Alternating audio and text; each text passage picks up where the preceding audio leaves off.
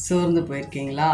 கவலைப்படாதீங்க. உங்களுக்கு தங்கத்தை பாருங்கள், நெருப்பில் போட்டால் தான் நம்ம நினைக்கிற டிசைன்ஸ் உருவாக்க முடியும்.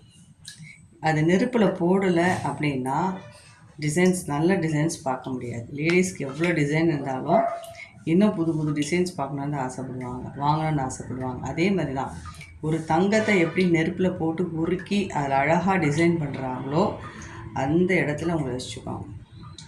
உங்களை கடவுள் எந்த அளவுக்கு சோதிக்க வைக்கிறாரோ, சோதனையை நீங்கள் கடந்து போகிறீங்களோ, பாடுகள் மத்தியில், அவமானம் மத்தியில், அசிங்கம் மத்தியில், சரிங்களா, முள்ளின் பாதையில், கற்பாறையில், சரிங்களா, மேடு பள்ளம் ஏறி இறங்கி நீங்கள் போகும்போது தான் கடவுள் உங்களுக்கு என்ன வச்சுருக்காரு, உங்களுக்கு வச்சுருக்கிற பொக்கிஷத்தை உங்களால் பார்க்க முடியும், ஆசீர்வாதங்களை உங்களால் பார்க்க முடியும்.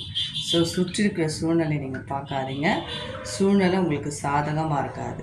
எல்லா சூழ்நிலை, சிரித்தாலும் அழுதாலும் என்ன சூழ்நிலையாக இருந்தாலும் அந்த இடத்துல உங்கள் கூட என் கூட கடவுள் இருக்கார், அவர் பார்த்துக்குவார், அவர் என்னை நடத்துவார். நீங்கள் நினச்சிங்கன்னா கண்டிப்பாக உங்களை மாதிரி ஒரு சக்ஸஸ்ஃபுல் பர்சனாகவும் யாரையும் பார்க்க முடியாது. உங்களை மாதிரி ஒரு கற்பாறை உள்ள மனுஷன், இதயம் உள்ள மனுஷனாகவும் யாரும் பார்க்க முடியாது. சரிங்களா? ஒரு கற்பாறையை போல் உங்கள் இதயம் எப்படி இருக்கும், ஸ்ட்ராங் ஆகிடும்.